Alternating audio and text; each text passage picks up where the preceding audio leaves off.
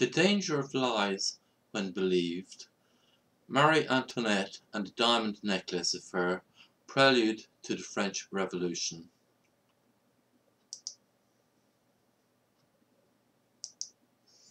The diamond necklace, the gullible cardinal, and the fraud.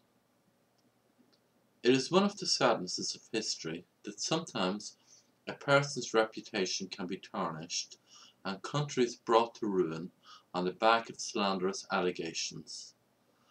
These lies, when they become believed by the population at large, can galvanize whole nations to rise up with but one desire, and that desire is to tear down and punish the object of their wrath, even if that person is not guilty of the crime imputed to them. Such a situation arose in France in the 1780s, and so damaged was the innocent party in that scandal that it never recovered. And indeed, the false ire that was aroused in the French people fueled the flames that led on to that disastrous conflagration later to be known as the French Revolution. The object of all that calumny was Marie Antoinette, Queen of France, and the scandal that caused all of that damage was the affair of the diamond necklace. I know that this story has been endlessly retold since those far-off days, but I feel that it ought to be related again, if for no other reason than to warn people today to be ever wary of the power of public opinion, especially when it has been driven by the impetus of a runaway lie. The diamond necklace at the centre of our story first came to notice in history when it was prepared by the Parisian jewellers Boehmer and Bassange. It was intended as a gift to Madame du Barry, mistress to Louis XV, from her besotted royal lover. But that king died and the necklace was returned to the safe unbought. When Louis XVI became king of France, the jewellers tried to sell the jewels again. The new king offered to buy it for his wife Marie Antoinette, but the queen refused to accept such an expensive present, saying that the money would be better spent on a new ship for the navy. How those jewellers must have howled. Our story now moves on a bit. A female con artist and part-time whore who called herself Jeanne de Saint-Rame de Valois conceived of an idea to use the necklace to gain herself some profit and possibly some influence at court. She was married to an impoverished army officer called Le Comte de la Motte, and she sometimes used her surname Valois to get entrance to some of the best houses in Paris, as Valois was the name of French royalty in the 16th century. Anyway, she became the mistress of the Cardinal de Rohan. This might seem odd that a cardinal would have a mistress, but de Rohan was a very loose sort of cardinal, nothing unusual in 18th century France. The cardinal was disliked very much by the Queen because she had once read a letter he had written which was disrespectful to her mother, Empress Maria of Austria. But he wanted to get back in favour. The clever Jeanne, who did have access to the palace, persuaded the gullible prelate that she was a great friend of the Queen, and that she could use her influence to get him back in Her Majesty's good graces.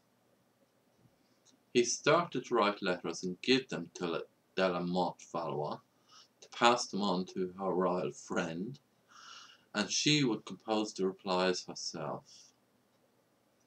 As time went by, the replies started to get a lot warmer, and the foolish cardinal became convinced that Marie Antoinette was in love with him.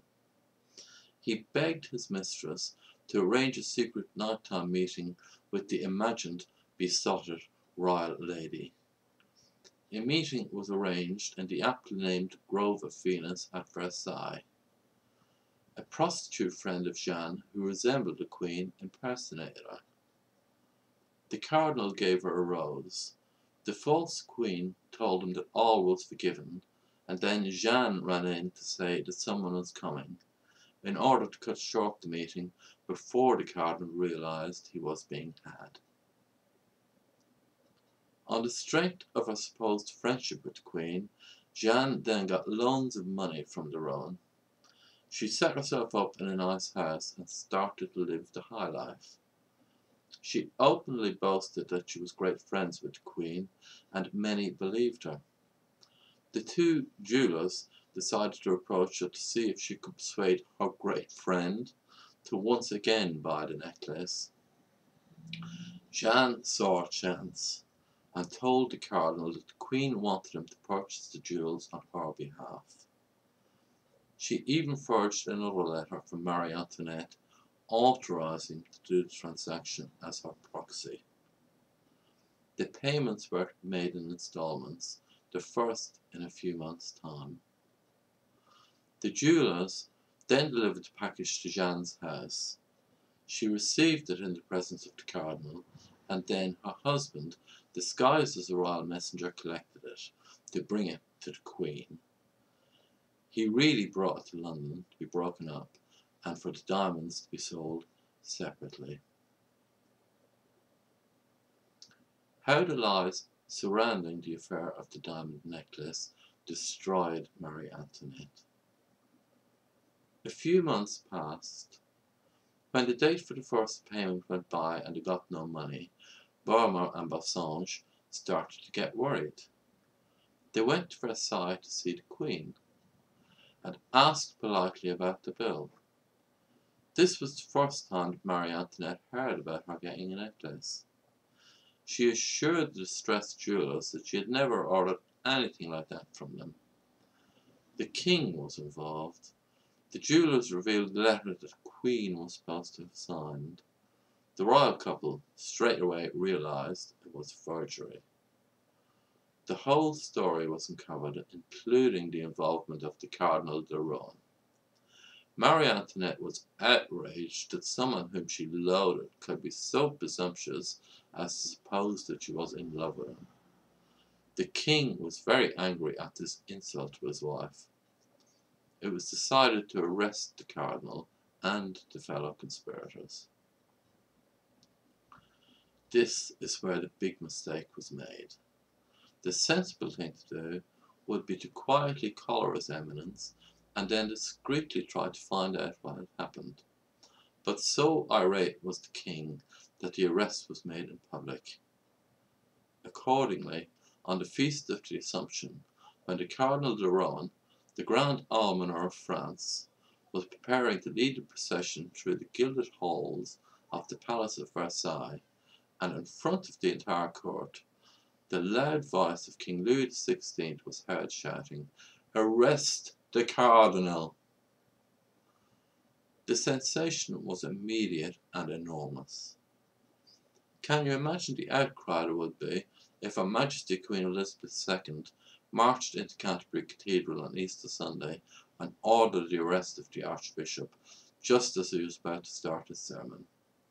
It was even worse in France that day, in 1785. Because de Rohan was from a very prominent family, the aristocracy were outraged. Many of them had never liked Marie Antoinette anyway, because she was Austrian, and Austria was a traditional enemy of France.